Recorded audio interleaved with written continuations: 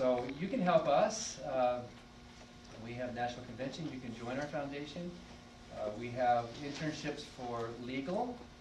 And in fact, we just filed, as have done other groups, we've just filed an amicus brief in our lawsuit on, in that lawsuit for the Mojave Desert Cross, if you know that issue. And we just hired an attorney last fall, Rebecca Kratz, who really had a steep learning curve and came up to speed pretty fast. Her first actual brief that she was able to do, and she was real excited. We decided, and we had 10 days to do it, and we pulled it off in 10 days. She and our legal intern hardly got any sleep. But what a blast, the teamwork of working on something like that, and to get it submitted, to get it to the court. It's cutting edge. It's not just doing boring legal stuff, but it's actually doing real constitutional things. Back in the 1960s, Ann Gaylor, who was the founder of the Freedom from Religion Foundation, was involved working for women's rights. In fact, she used to own a newspaper. She wrote the first editorial in the state of Wisconsin in favor of abortion rights for women, before Roe versus Wade. She got a lot of flack, but she fought. She went to hearings, she went to meetings, she was involved in the feminist movement and all that. And she noticed that in all of these hearings and all these public meetings, the other side were these guys with funny collars on. It was the religious right, it was the church. They seemed to be having this inordinate amount of power and influence over governments to try to restrict, to subjugate, to try to hold back human rights. On the feminist issue or on the gay issue or many different issues, she said, wait a minute, this is not a fair fight. This isn't right that the churches have this much power.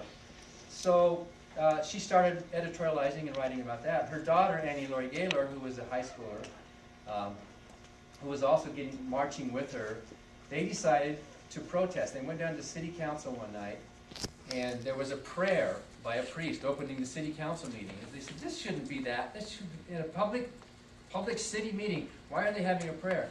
So they stood up and protested. She went to the microphone and said, this is wrong. There are a lot of Americans who support the Constitution, and we don't think it's right. There should be prayer. And they were just a couple of people in town. Well, a reporter was there, and he came up to them and said, wow, that was amazing what you said. Are you with a group? What is your group? And Ann said, oh, well, we're a bunch of people who are free from religion. He said, is that your group? Yeah, freedom from religion. So he put that in the story. And then they started getting phone calls. I want to join your group. How can I join that freedom from religion group? And so they started a group on their dining room table with little 3x5 cards and typing it out. For years, Ann worked as a volunteer with a few hundred members, and it kept growing and growing. And today, Ann has retired. She's president emerita. She's 80. She's in her 80s. Annie Laurie Gaylor, who was the co-founder of the group, and I are now co-presidents. And we're very close to 14,000 members now. All of our groups have noticed an amazing growth. Plus, we have maybe another 1,000 paid subscribers. So maybe we can catch up to the AHA. Maybe we're almost catching up to you guys. But in any event, we're all noticing this change in the country. Imagine one little comment you might make somewhere. Imagine something you might say to somebody that might start or spark something. We were coming down the steps of the United States Supreme Court, and ABC News was there. Annie Laurie and I came down, but the cameraman forgot to have a camera on. He said, could you go back up and walk down again? So it felt really dumb, but we walked up and then we came back down so they could film us. And at the bottom, Dan, what was his last name? The ABC guy. He said, now I've been talking to people around the country, and there are ministers who are saying, you atheists, you secular people, you're just a tiny minority. You can file a lawsuit, you can put up some billboards that say imagine our religion. You can do these things, but it's just like a firecracker going off in the forest. That's all it is. And I said, well, if it's a dry forest. And I think we're seeing that dry forest. I think we're seeing the conditions. I don't know if it's a tipping point or a sparking point or whatever you want to call it, critical mass or whatever that is. I think we're starting to see whatever it was that happened in Europe. And it wasn't like Europeans became secular because what? Did our group go over there and start proselytizing? Did humanists and atheists, did we all go over, like the Mormons? Can you imagine these Mormons going over to England and going up in the street and telling people this story? And then converting them and then bringing them back to Utah. How do you do that? In any event, it wasn't because some organized groups were over there trying to change the views. Europe, after centuries of religious devotion and religious divisiveness, gradually, on its own, organically became non-religious. Whereas Phil Zuckerman writes in his book, Societies Without God, that in Denmark it's about 5% who believe in God. And most of the rest don't. And it was just a natural thing that happened. And I think whatever it was that happened in Europe to where we have these beautiful, gorgeous, but empty churches, right? Something like that seems to be starting to happen here on this continent. And I think it's about time. And maybe all of our groups together could account for some of that success. But look at your own life. Did you become a free thinker, a non-religious person because somebody came up and browbeated you and tried to convince you? Or was it just your own private internal thinking? I think with most of you, it was your own. And that's what makes it precious. It wasn't somebody made you do it. It wasn't some atheist evangelist on TV. It wasn't some, when was the last time an atheist knocked on your front door? And that didn't happen, right? It was your own thinking. And that's what's really special about this movement with no followers. Each one of us is our own priest. My mind is my own priest, is what Thomas Paine said. To do good is my religion, he said. It's something that's happening naturally.